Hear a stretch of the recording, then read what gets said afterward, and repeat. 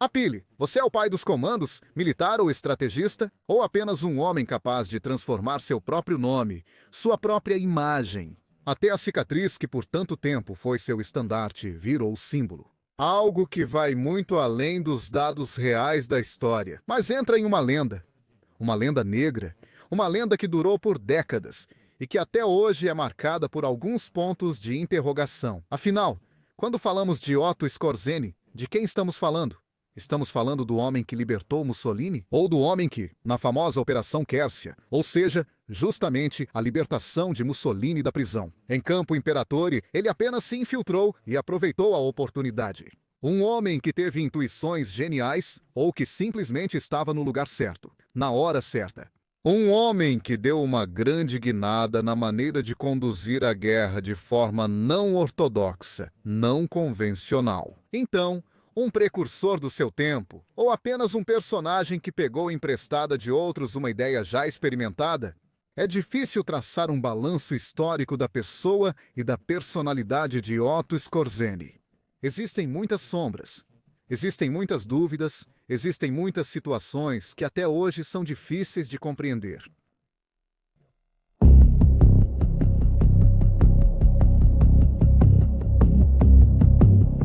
O que é certo na biografia de Skorzeny é que ele aderiu ao Partido Nazista quando ainda era estudante, em 1930. Na época, Skorzeny tinha 22 anos e já trazia no rosto, na bochecha esquerda, o sinal distintivo do que na época era a marca de certas seitas estudantis alemãs. É uma cicatriz, aliás, na época, em várias universidades da Alemanha. E não só, era comum o mensur, ou seja, o costume dos duelos com sabre. Às vezes vendados, de modo a causar feridas evidentes nos contendores. Feridas que se tornariam amanhã uma espécie de símbolo, um estandarte a ser ostentado. Não uma mutilação horrível, mas algo que certificasse o status de ex-aluno de uma determinada universidade. Hoje em dia, vemos isso como uma aberração, mas para a época era algo diferente. O que é certo é que Skorzeny nunca foi um homem comum. A começar por uma ideia sua, uma pretensão sua, a de se tornar um piloto. Um piloto de caça dentro da Luftwaffe em 1939, Otto Skorzeny, na época com 31 anos. Mas tem um problema, ele é muito alto. Está definitivamente fora do padrão. Estamos falando de um homem que chega perto de 2 metros de altura e pesa mais de 100 quilos. Impossível de encaixar em qualquer cabine. Dos aviões de caça da época. História encerrada? Ainda não. Por quê? Otto Skorzeny encontra, mesmo assim, uma maneira de entrar nas forças armadas do Terceiro Reich. Ele não entra na Luftwaffe, também não pode entrar na Marinha, onde os padrões físicos são ainda mais rigorosos. Ele não entra no Exército, entra nas Waffen-SS, ou melhor, no núcleo embrionário das Waffen-SS, o corpo pretoriano, que pouco a pouco começa a se estruturar cada vez mais, com um ramo militar bem distinto. Ele é enquadrado em um dos primeiros núcleos das Waffen-SS, na Leibstandarte, que era o regimento de proteção de Hitler, e que em pouco tempo se torna uma divisão blindada. Depois da Leibstandarte, ele passa para a primeira verdadeira divisão blindada das Waffen-SS, a Das Reich. Uma divisão que se manchará com crimes de guerra na França, um pior que o outro. Mas, depois de lutar nas fileiras das Waffen-SS na Holanda, na França e também durante a Operação Barbarossa na Ucrânia, Otto Skorzeny retorna à pátria, porque ele passa do ramo de combate para o serviço secreto das SS, um serviço secreto que é comandado por um velho conhecido deste canal, Walter Schellenberg, ele, o autor do roubo de Van Loo. Falamos sobre isso em um vídeo específico que vocês encontram aqui. O 6º Departamento do Serviço de Informações Gerais do Reichssicherheitshauptamt. O Reichssicherheitshauptamt é estruturado sob a liderança de Walter Schellenberg como um verdadeiro serviço secreto das SS. Mas é um serviço não só de informação, é um serviço que realiza atividades de espionagem e também de sabotagem. O roubo de Loo é apenas o primeiro de uma longa série de operações de campo. Operações nas quais Otto Skorzeny começa a desenvolver um certo talento, tanto para organizar quanto para conduzir. Skorzeny tem uma boa cabeça, é um planejador habilidoso e está abrindo seu caminho. No verão de 1943, ele alcança o posto de Hauptsturmführer, ou seja, capitão da SS, e com esse posto é enviado para a Itália. O verão de 1943 foi único para a Itália. Em 25 de julho, Benito Mussolini é destituído. O Grande Conselho do Fascismo aprova a ordem do dia de Dino Grandi e provoca a queda do regime. Pouco depois, Mussolini é preso em Vila Torlonia, por ordem do rei. Em seu lugar, assume novo gabinete liderado pelo Marechal Pietro Badoglio. A partir desse momento, a Itália começa a planejar sua saída do conflito, jogando uma perigosa partida de xadrez com dois contendores e interlocutores. De um lado, os aliados, e do outro, obviamente, Hitler, que não aceita a mudança de política da Itália, não aceita a queda de Mussolini, que sempre foi considerado como um velho amigo. Pois bem, Otto Skorzeny está entre os oficiais enviados à Itália para tentar encontrar a prisão de Mussolini. Com ele está o general-comandante dos paraquedistas, o general Kurt Student, que, curiosamente, compartilha uma característica com Skorzeny.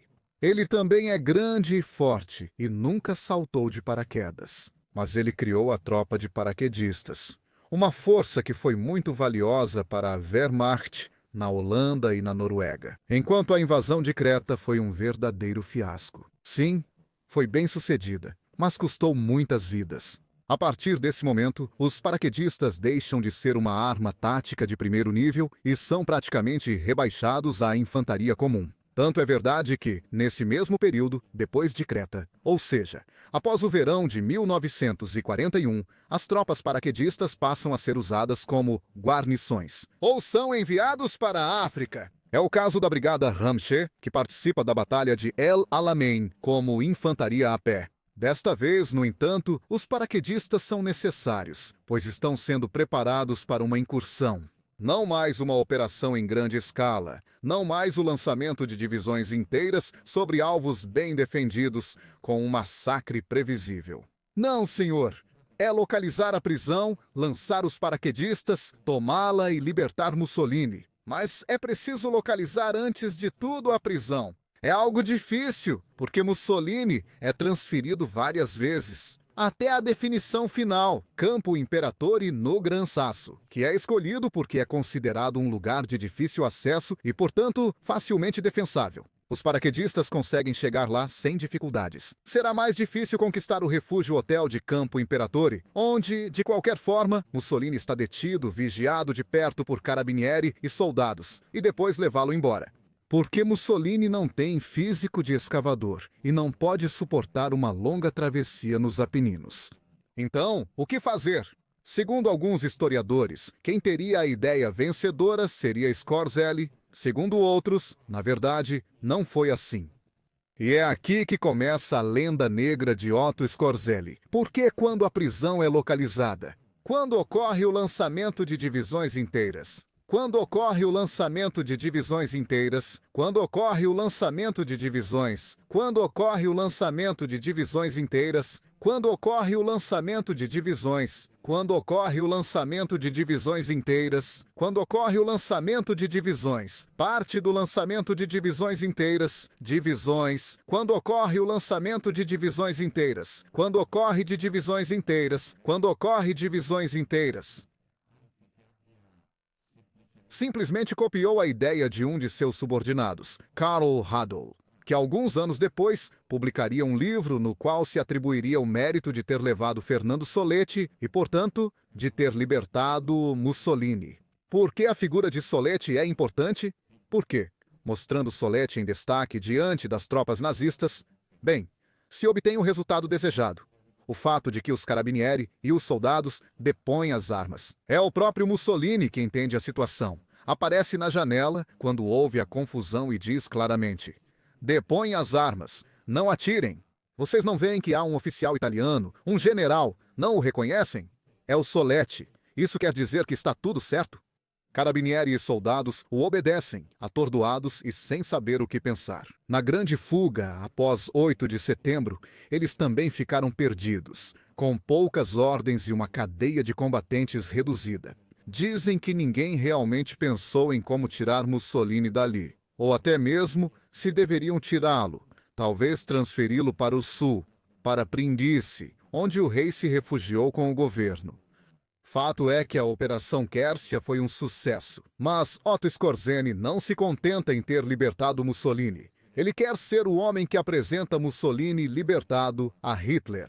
Tanto é verdade que Mussolini insiste de forma até ameaçadora para subir no Fieseler Storch, um pequeno avião de reconhecimento para 2 pessoas, junto com o piloto Mussolini. Reforço: trata-se de um avião leve e para 2 pessoas. Não dá para ir em 3.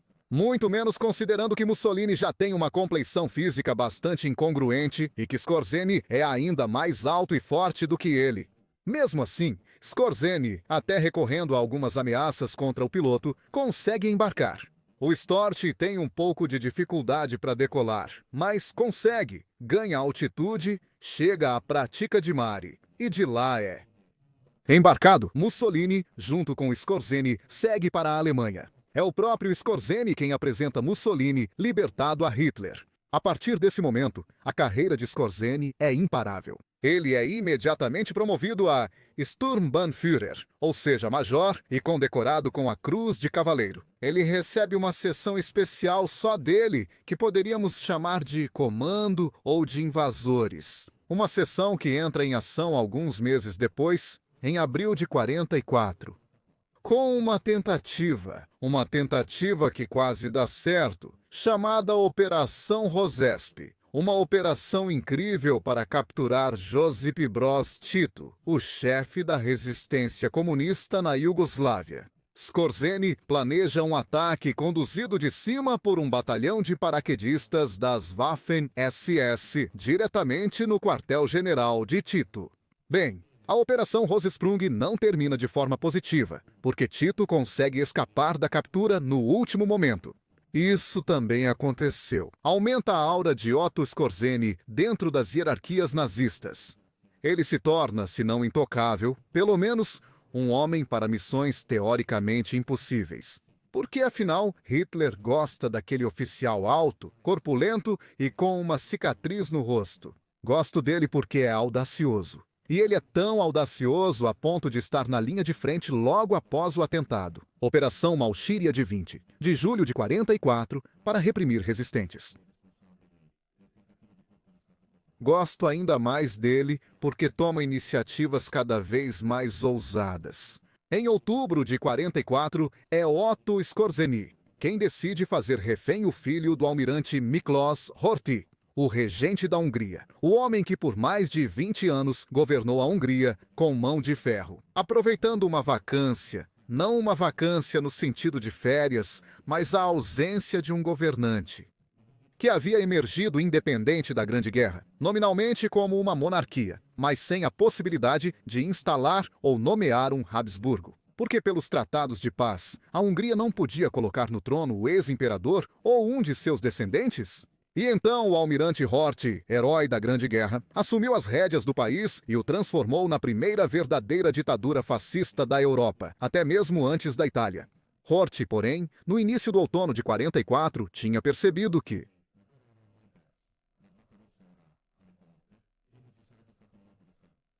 Pois bem, Skorzeny, com um golpe de mão, um dos seus muitos golpes de mão, chega a Budapeste, faz o filho de Horthy de refém e o leva para a Alemanha. E a partir desse momento, ele chantageia o almirante, que é obrigado a ceder o poder e se retirar. Tudo para não deixar a Hungria sair do eixo. Esse sucesso também rende a Otto Skorzeny outra promoção. Ele chega a Obersturmbannführer, tenente-coronel, e com esse cargo faz seu último grande golpe, que também foi parcial. No inverno de 1944, ocorre o que é considerado o último golpe das Forças Armadas nazistas.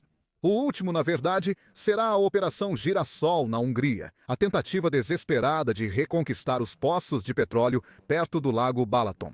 Não vai funcionar antes disso. No inverno de 1944, ocorre a Operação Wagenheim, chamada Ofensiva das Ardenas. Uma tentativa das reservas blindadas de romper as linhas aliadas nas Ardenas, interromper os canais de abastecimento, tomar os depósitos de combustível e forçar os aliados a recuar da Bélgica para a França. Uma maneira de demonstrar que o poderio alemão ainda não estava intacto, mas continuava sendo temível. É também uma tentativa de induzir os aliados a uma espécie de paz separada, ou até mesmo a uma estranha aliança para combater o comunismo. Stalin, a União Soviética pressionando pelo leste. A ofensiva das Ardenas passa por uma primeira fase muito violenta, em que de fato as colunas blindadas alemãs, lideradas por outra velha raposa das Waffen-SS, Joachim Peiper, rompem as linhas, chegam até Bastogne. Mas junto com a operação em campo, há algo mais oculto, mais uma missão liderada por Otto Skorzeny na linha de frente. Na verdade, Skorzeny montou sua própria unidade especial, a Panzer Brigade 150, e na Operação Greife ele preencheu essa Panzer Brigade. São soldados alemães em uniforme americano que falam um inglês excelente, às vezes até com sotaque americano da costa leste. Esses comandos servem para espalhar o caos na retaguarda aliada. Eles dão informações falsas sobre o avanço dos alemães, removem placas de sinalização, desviam as colunas de suprimentos e as colunas de reforço dos americanos. Por muito tempo é o caos, mas isso serve para os alemães atrasarem a resposta. Os americanos vão demorar um pouco para descobrir. Os comandos de Skorzeny terão que recorrer a perguntas realmente absurdas. Imagine americanos interrogando outros soldados em uniforme americano, não sobre planos operacionais ou estratégias de batalha ou insígnias. Não, eles perguntam sobre jogos de beisebol, sobre as delicatessens de várias ruas de Nova York, ou sobre o clima em Paris. Todas informações que, obviamente, os comandos de Skorzeny não podem saber. Eles são desmascarados um após o outro, capturados e fuzilados. Porque, claramente, o Código de Guerra não prevê que quem luta com outro uniforme possa invocar a Convenção de Genebra sobre prisioneiros de guerra. E então chega-se ao fim, não do relato, mas do fim da experiência de guerra de Otto Skorzeny, capturado no início de maio de 1945, quando a Alemanha desaba. Otto Skorzeny, como tantos outros, vai a julgamento porque é claro que suas atividades, a libertação de Mussolini, a tentativa de assassinato de Tito, a operação na Hungria e ainda mais as Ardenas, não passaram despercebidas. Aliás, até aliados já conhecem seu nome. Todos preveem enforcamento para Otto Skorzeny. Porque, afinal, foi ele quem decidiu disfarçar os soldados alemães de americanos e enviá-los além das linhas, em cooperação com os comandos. Uma operação, algo proibido. Mas, na verdade, não. Otto Skorzeny se safa, como se diria no jargão. Otto Skorzeny não vai para o banco dos réus. É absolvido. Em sua defesa, aparece também outro personagem que já encontramos em nossos relatos, cuja história você encontra aqui neste canal. O tenente-coronel da Royal Air Force Frederico E. Thomas, conhecido como Coelho Branco. O homem que sobreviveu às torturas do carrasco de Lyon, Klaus Barbie, e dos torturadores da Gestapo na Avenida Foch, em Paris. E Thomas também tinha sido um comando dos ingleses. E no processo de julgamento, Skorzeny testemunha a seu favor, afirmando que até mesmo os britânicos na África haviam recorrido a uniformes alemães falsos para se infiltrar atrás das linhas. Por exemplo, em Tobruk, setembro de 1942. Então, se os aliados fizeram isso e nada aconteceu com quem planejou a ação, por que julgar um ex-inimigo que usou o mesmo método? E que talvez ele tenha se inspirado justamente no que os aliados fizeram naquela operação? Veja, esse é outro ponto de interrogação. Skorzeny tinha pensado sozinho na Operação Greife ou tinha pegado emprestada a ideia de outra pessoa? Especificamente do falecido tenente-coronel Hazelden, dos comandos britânicos do Long Range Desert Group. Bela pergunta. Não dá para perguntar isso ao Hazelden, já falecido. Tobruk. E o próprio Skorzeny nunca esclareceu exatamente quem lhe deu a inspiração. O fato é que Skorzeny, como ele disse, a Espanha. E mesmo que por um tempo, ele é mantido em uma prisão militar na Áustria. Após um tempo, graças a Odessa. E se quiser saber mais, temos um vídeo sobre ela neste canal. Ele foge para a Espanha, um dos muitos paraísos para nazistas. Espanha, Portugal, mais tarde o Egito com Nasser e, claro, a América do Sul. A partir desse momento, a lenda negra de Otto Skorzeny se enriquece com detalhes, alguns comprovados e outros sussurrados, mas nunca totalmente provados. Fala-se dele como um inspirador das redes Gehlen, a Gládio alemã, ou seja, as redes montadas pelo ex-general Reinhard Gehlen, para organizar uma eventual resistência em caso de avanço do bloco oriental. Não só isso, fala-se de Skorzeny como um consultor do príncipe negro Júnior Valério Borghese para o golpe Borghese. Já falamos disso também. Mas não é o suficiente. O nome Skorzeny retorna. Em meados dos anos 60, quando surgem os primeiros fatos sobre a Operação Damocles, outro assunto que já tratamos. Os mísseis de Al-Wani, os mísseis que Nasser mandou construir pelos cientistas ex-nazistas para atingir Israel. O nome de Otto Skorzeny é mencionado entre os autores do sequestro de Heinz Krug, ex-sargento da SS, que se tornou recrutador de cientistas em Munique e desapareceu sem deixar rastros. Após um jantar, justamente com Skorzeny, pelo menos é o que dizem, e com o Dr. Heinz Kleinbach. Jornalistas afirmam que Skorzeny foi contratado pelos israelenses. Incrível! Um ex-nazista sendo contratado pelo Mossad para fazer Heinz Krug desaparecer, que teria sido morto e jogado no fundo de um lago. Mas não há provas. Existem apenas alguns artigos de jornal que acusam Skorzeny de ter estado presente em Munique nos dias do desaparecimento de Krug. Acreditar nele ou não, já não sabemos mais nada, porque, afinal, Otto Skorzeny morreu de câncer em Madrid, na Espanha, em 5 de julho de 1975, deixando para trás mistérios e boatos. Uma longa lenda negra, talvez alimentada por ele mesmo, até através de suas memórias, talvez exagerada também por alguns biógrafos, por alguns publicistas que viram nele uma espécie de príncipe negro dos comandos. Ou talvez simplesmente uma figura exagerada dentro da história, como às vezes acontece. O que nos resta de Otto Skorzeny, além de sua característica cicatriz, das fotos que o retratam em Campo Imperatore, atrás de Mussolini ou de outras imagens em uniforme? É a imagem de um homem muito diferente dos outros. Um homem que pensava em ser aviador e que, no entanto, nunca voou, a não ser se levantando do chão com dificuldade. Não como piloto, mas passageiro daqueles Torch em Campo Imperatore. O homem que queria ousar entre as nuvens, mas que ousou muito mais em terra, entre os homens, criando planos absurdos, ora fantasiosos, ora copiados de outros, mas que soube criar uma lenda, a lenda do comando nazista, a lenda de Otto Skorzeny. Agradecemos por terem assistido atentamente ao nosso vídeo. Que fique na memória!